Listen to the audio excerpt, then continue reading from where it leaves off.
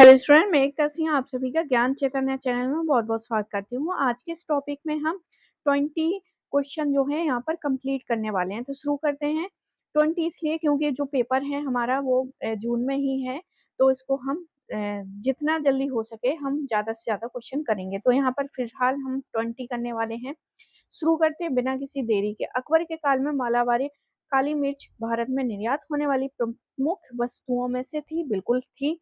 दक्षिण भारत के उत्पादक क्षेत्र तथा निर्यातक बंदरगाह अकबर साम्राज्य के भाग नहीं थे। तो दोनों ही चीजें क्या है यहाँ पर सही हो जाएंगी, लेकिन यहाँ पर व्याख्या सही नहीं है क्योंकि एक जो है अधिकार की बात बताता है, मतलब उस काल की बात बताता है, और दूसरा जो है उत्पादक क्षेत्र जो है अधिकार की बात बता रहा है कि उसके भाग नहीं थे।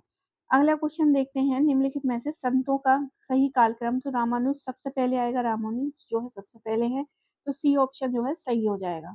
और बाकी है रामानुज से बाद जो है नामदेव हो जाएंगे, और तो चैतन्य हो जाएंगे, तुकाराम सबसे बाद में। आगे देखते हैं। भारतीय मुद्रा परिषद की स्थापना 1910 में की थी, बी ऑप्शन सही है। आगे देखते हैं।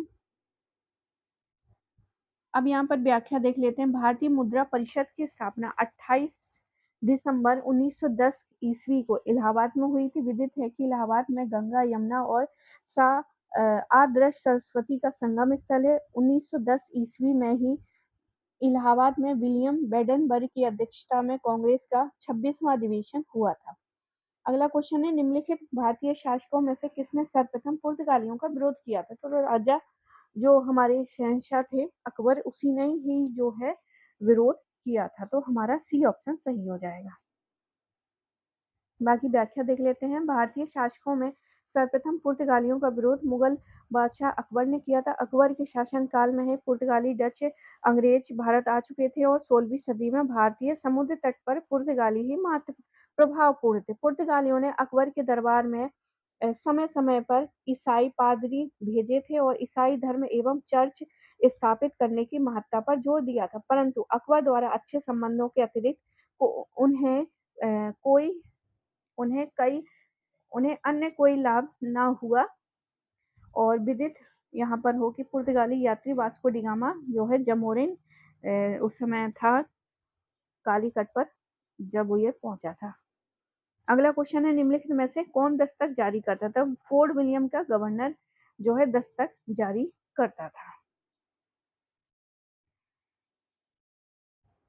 अब ये यहाँ पर व्याख्या देख लेते हैं। फोर्ट विलियम जो है कलकत्ता के गवर्नर द्वारा दस्तक जारी किया जाता था। दस्तक एक प्रकार का व्यापारिक आज्ञा पत्र होता था। 1717 में फर्रुखसियार ने एक फरमान द्वारा जो है आयात तथा निर्यात कर में छूट ले ली थी, लेकिन दस्तक द्वारा ब्रिटिश अधिकारी अपनी निजी व्यापार करते थे तथा नवाब को कर से वंचित रखते थे, जिसके कारण बंगाल के नवाब का अंग्रेजों के प्रति कर को लेकर विद्रोह की स्थिति बनती रही। अगला क्वेश्चन है। मुजफ्फर जंग और हैदराबाद के निजाम के क्षेत्रीय रियासतें किसे प्रदान करने को कही गई थी? तो फ्रांसीसी हो जाएगा। मुजफ्फर जंग हैदराबाद के निजाम ने क्षेत्रीय रियासतें फ्रांसीसियों को प्रदान की थी। चूंकि फ्रांसीसियों ने मुजफ्फर जंग को हैदराबाद का निजाम बनाने का वायदा किया था। विदित है कि मुजफ्फर जंग नासिर जंग का भतीजा और हैदराबाद निजाम अजब जा का पुत्र था। अगला क्वेश्चन है। पुर्तगालियों ने एशियाई समुद्रों में हिंसात्मक गतिविधियों की पहल की। बी है आर है सॉरी पुर्तगालियों का मकसद एशियाई व्यापार के प्रमुख समुद्री मार्ग पर नियंत्रण करना था। तो इसमें जो है दोनों चीजें सही हैं और व्याख्या भी यहाँ पर सही हो जाएगी। आगे देखते हैं अगला क्वेश्चन। भारतीय राष्ट्रवाद के विकास में पाश्चात्य शिक्षा की महत्वपूर्ण भूमिका रही है। तो बिल्कुल रही है। पाश्चात्य शिक्षा ने इसके विकास के लिए सहायक एक समालोचनात्मक वार्तालाप का सृजन किया था। तो दोनों चीजें यहाँ पर सही हो जाएंगी, व्याख्या भी सही हो जाएंगी। आगे देखते हैं। सन 1947 में विभाजन के फलस्वरूप आबादी का बड़े पैमाने पर विस्थापन हुआ। सन 1947 का विभाजन अविचारित था तथा विवेकहीन था। तो यहाँ पर जो है ए आर दोनों सही है और इसकी व्याख्या भी सही है। आगे देखते हैं। शिवाजी से संबंधित निम्नलिखित घटनाओं का सही क्रम लगाना है। तो सबसे पहले सूरत लूट ही आ जाएगी। सूरत लूट ए ऑप्शन, फिर उसके बाद है पुरंदर की संधि, फिर उसके बाद है आगरा और लास्ट में है राज्याभिषेक। आगे देखते हैं ईस्ट इंडिया कंपनी की स्थापना कब हुई थी? 17वीं शताब्दी के आरंभ में। और इसका नाम क्या था? Merchant of trading into the east Indies के नाम से इसको ईस्ट इंडिया कंपनी की स्थापना हुई थी। और जो यहाँ पर मालिकों में कंपनी के मालिकों में तत्कालीन महारानी एलिजाबेथ टेलर भी शामिल थी। आगे देखते हैं निम्नलिखित वायसरायों का सही क्रम रखना है। तो सबसे पहले जो है मेयो आएंगे, मेयो हो जाएंगे, फिर उसके बाद नाथ बुक आएंगे, नाथ बुक के बाद लिटिन आ जाएंगे, फिर लिटिन के बाद जो है लिटिन के बाद हमारे रिपिन, रिपिन आएंगे और डेफरिन सबसे लास्ट में। आगे देखते हैं 20 क्वेश्चन करेंगे हम। इसमें क्रम रखना है तो सबसे पहले आंग्ल मराठा युद्ध आएगा, थर्ड ऑप्शन, 3 जगह तो थर्ड दिया हुआ है। आगे और देखते हैं उसके बाद जो है प्रथम आंग्ल अफगान युद्ध आएगा, फिर उसके बाद प्रथम बर्मा युद्ध आएगा और फिर आंग्ल सिख युद्ध आएगा। तो आंसर हमारा कौन सा हो जाएगा? सी ऑप्शन यहाँ पर सही हो जाएगा, sorry D option, sorry D. सबसे पहले है आंग्ल मराठा, फिर उसके बाद है बर्मा, फिर उसके बाद है आंग्ल अफगान और सबसे लास्ट में सिख।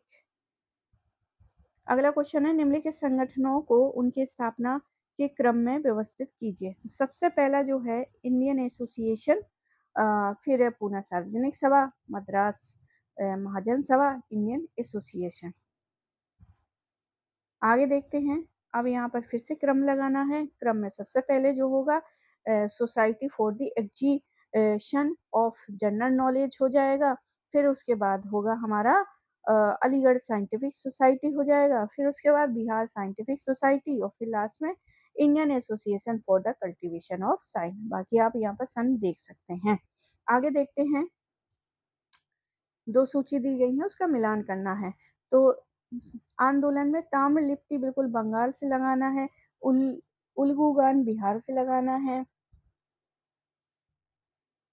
प्रति सरकार हो जाएगा महाराष्ट्र से, और यहाँ पे 3, 4, 1 और 2, 3, 4, 1, 2।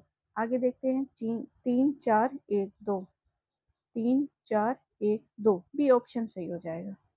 अगर आप जो है ताम्र लिप्ति वाला भी सही कर लेते हैं तो आंसर हमारा सही हो जाएगा, कोई एक अगर आता है तो। आगे देखते हैं गोखले जी का मिलान करते हैं। गोखले जी जो हैं स्वराज पार्टी से संबंधित हो जाएंगे, सॉरी पुनः सार्वजनिक सभा से, सॉरी आर.सी. दास जो हैं वो हो जाएंगे स्वराज पार्टी से। बनर्जी हो जाएंगे हमारे इंडियन एसोसिएशन से, बनर्जी। और ए.के. फजल लाहक जो हैं वो हो जाएंगे हमारे कृषक पार्टी से। आगे देखते हैं, नवपाषाण युग के लोगों के निवास स्थल थे क्वार्टजाई शहर।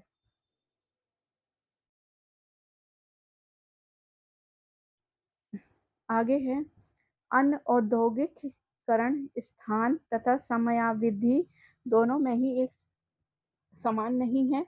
आर कह रहा है कि हस्तशिल्प उत्पादन एक विशेष पैटर्न से समारूप नहीं रखते हैं।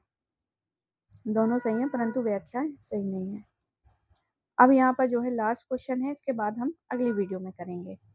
तो लेखक है और ग्रंथ है, तो कौटिल्य का सबको पता है अर्थशास्त्र, पतंजलि को भी मिला लेते हैं, महाभाष्य हो जाएगा।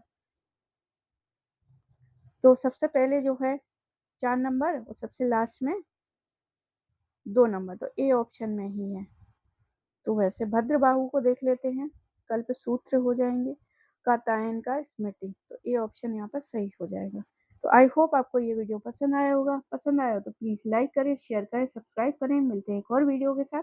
पूरा वीडियो देखने के लिए आप सभी का बहुत बहुत धन्यवाद।